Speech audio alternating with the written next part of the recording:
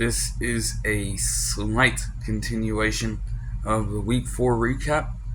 Why is that, you may ask? Well, in the most recent video, I forgot to talk about a game.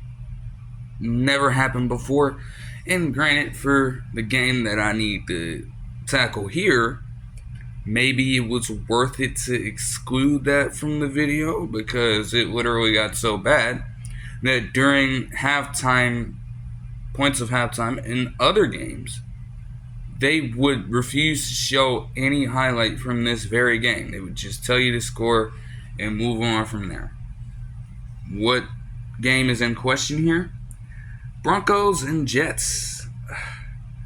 A slow-paced defensive game.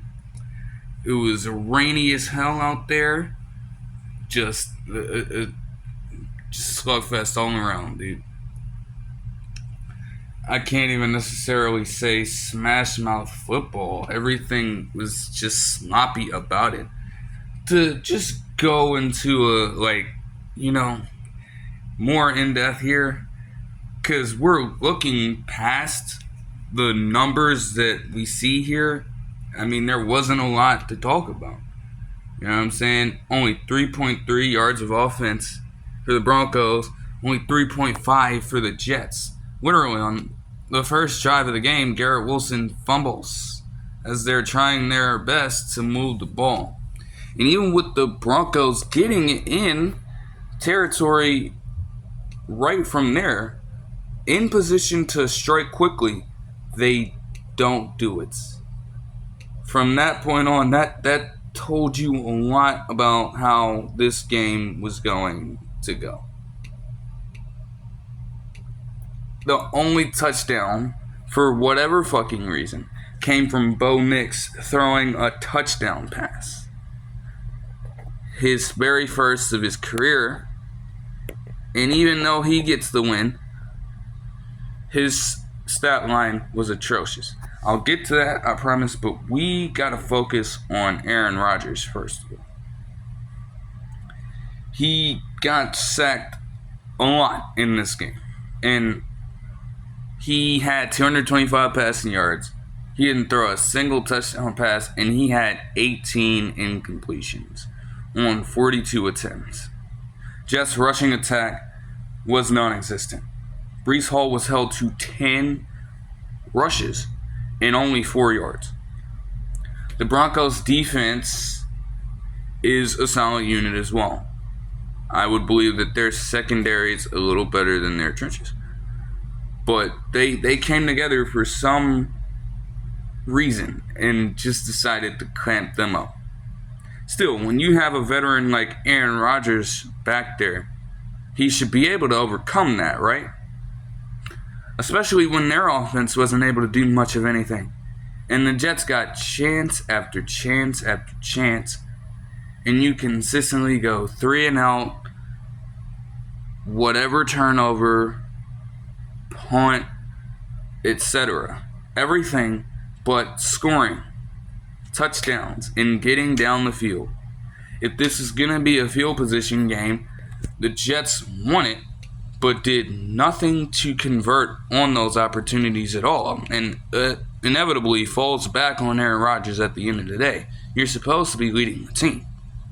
Like, should we seriously be asking ourselves if he's at the very least taking a step back? I'm not going to say he's washed this, he's washed that. It is legitimate to say that he may have taken a step back, because when you have inferior competition going up against a way better version of Aaron Rodgers in the past, oh my goodness, he would kill these teams. Whenever he got them in these schedules, he would have field days scrambling around, throwing darts on the damn defense. But you get to this current day and age in 2024 where you're struggling against the Broncos, of all teams, who they were slated to be one of the worst teams in the league anyways, and in their losses, at least they've certainly played like it. They only got a lucky win against the Buccaneers. They have not even been remotely consistent or remotely feared by their opponents this season. And Sean Payton, which I'll also touch on later, may have also taken a step back in his own respective right. Let's get that straight. But this looks so bad from an optical lens.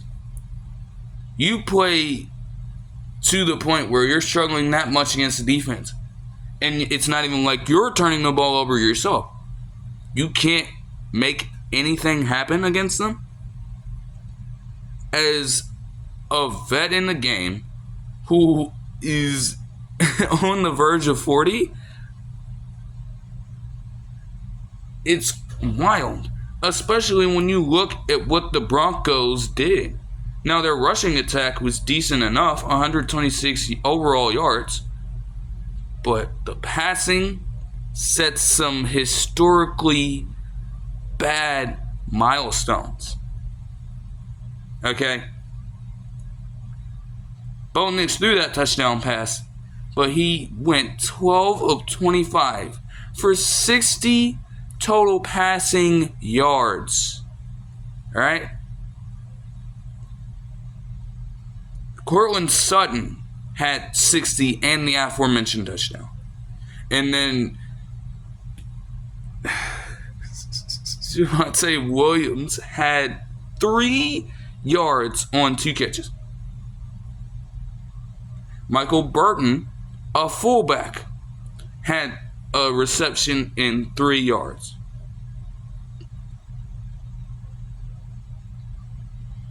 And then you're treading into some dangerous, unprecedented, nearly territory here.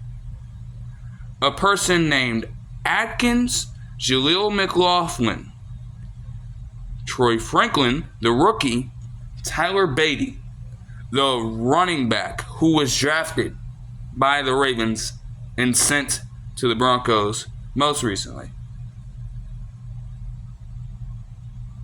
They all had at least 1 catch and did not gain a single yard, finishing with net 0 yardage, or had a catch for negative yardage. Franklin and Beatty combined for 4 total catches and negative 6 yards.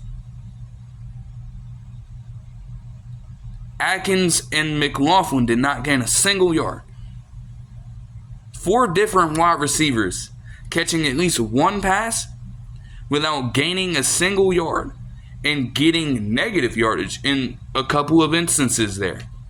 According to ESPN, is the most in a single game since 1933.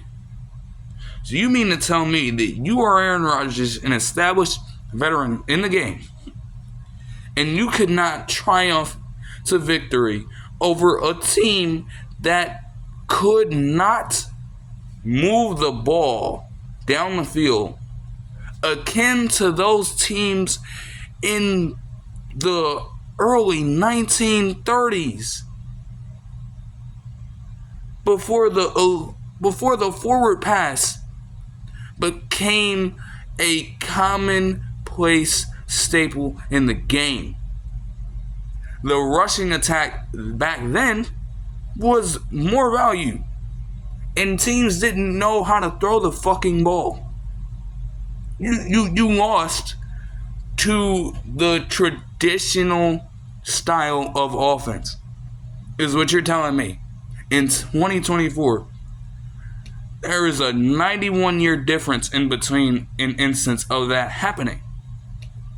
And that is how you go out? There's a fundamental problem there. Even with all that being said, though, the Jets did still have a chance to win the game. Late in the fourth quarter, the Broncos are actually up 10-9 and had possession of the ball. Went for it on third down, did not convert, and then they decide to kick a long field goal. Luckily for the Jets fans everywhere, Lutz missed that kick, and the Jets were able to pick it back up. They didn't have timeouts at that point, and they got a favorable position on the field. They're driving, and eventually they get to about the 40-yard line of Denver's, on Denver's side of the field. They decide, for whatever god-awful reason, because the Broncos still have a couple timeouts at this point, and the Jets have none. All you have to do in the most optimal situation is run the fucking ball and force the other team to waste their timeouts. You run it on first down, maybe pick up a few yards. The Broncos have no choice but to call one. You run it again, they may not have a choice but to call another. And if it's good enough, you get yourself in position to run the ball again, or then elect to call some sort of passing play where you may intentionally throw it out of bounds to save yourself some time, get your field goal unit on the field, and then kick a game-winning field goal that is in a much favorable spot, a much more favorable distance than what it actually ended up being. Instead, what the Jets do is call pass play after pass play that only forces the Broncos to use a single timeout and stops the clock from running. Then you leave Zuerlein with no choice but to attempt the 50-yarder, which he ended up missing, and you lost the game. Horrible clock management by both Sean Payton for allowing them to get in that position in the first place, but if you're Robert Saleh, you don't recognize that, and you decide to operate in the way that you did. Okay, that's fucking stupid. And let's focus more on Sean Payton, because a win is a win, my ass. You've invested so much and gotten behind Bo Nix so much for him to barely win a game for you, playing like absolute fucking garbage. Again, akin to a quarterback who back in the 1930s would not have known how to engineer an offense with a forward pass. That is atrocious. And winning a game like this is only going to make his influence on the play calling and the culture of the locker room that much more worse from the outside looking in. You can settle for this shit, and you know that somehow, some way you can get away with it. You'll feel like you never have to play a cleaner game of football ever again. And you can let your guys in the locker room get away with whatever the fuck they want to do. Because you know that you can get away with this shit. I hope he does realize that not every opponent is going to be like that. You literally have him and Nathaniel Hackett battling it out to see who deserved the most blame for the Broncos' lack of success over the past couple seasons. And honestly, you have Nathaniel Hackett losing this game, and you're probably going to put him in that spot. Sean Payton was brought in to replace Nathaniel Hackett in all of his deficiencies, but he has sunk them in an even greater hole, all things considered. And they were trying their hardest to lose the game for themselves. You deserve to. Straight up.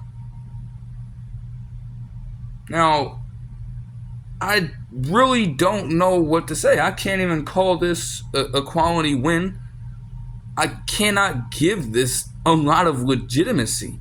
It was truly bad. And win or lose, whether you're the Broncos on the winning side or the Jets on the losing side, brother, you have to look deep within yourself.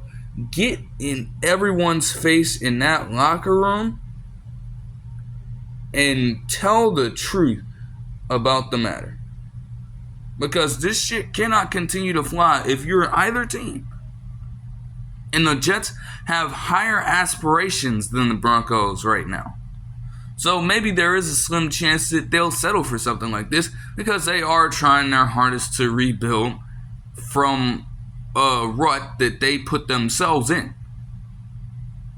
But you go out and do what you did this offseason if you're the Jets. Getting Aaron Rodgers, drafting Braylon Allen in the draft, getting Mike Williams out of free agency, getting Malachi Corley out of the draft. He's barely been utilized also. And again, he should be getting utilized a little more. But you go out and you make all these moves. Not to mention the biggest one is, Hassan Reddick still holding out, doing whatever the hell he's doing. Now, I will say, in his case, he's a true loser. As far as the teams go, y'all gotta step it up. But I will touch on Hassan Reddick for a second. It's like, yeah, a kind of game like this, him being in this don't even necessarily make a difference in terms of them losing or winning. It really doesn't. So I don't know how he really feels about them being in this spot, because to their credit, that's as great of a defensive performance as a unit can have. Would it have really made a lot of waves for you to be out there instead of one of their other edge rushers? The same thing could probably happen. And that's the key about this situation as it's ongoing. I really, it's going to get fucked up somehow. One side or the other, somebody is going to absolutely crumble in negotiations. That's real shit. But either way, sloppy game that I, for whatever reason, overlooked. But, we decided to talk about it here. And granted, judging by the length of this currently, it was probably best for it to be this way. There was no way that a video lasting an hour and 25 minutes and counting would have held up for enough time on my device that I'm recording this from. It cannot, that would be too many gigabytes of storage just stored up on there as I'm trying to upload it straight up. It would not have happened. But I'll do it for this one. I hope you guys enjoyed this video, and I will see you guys in the next one. Peace.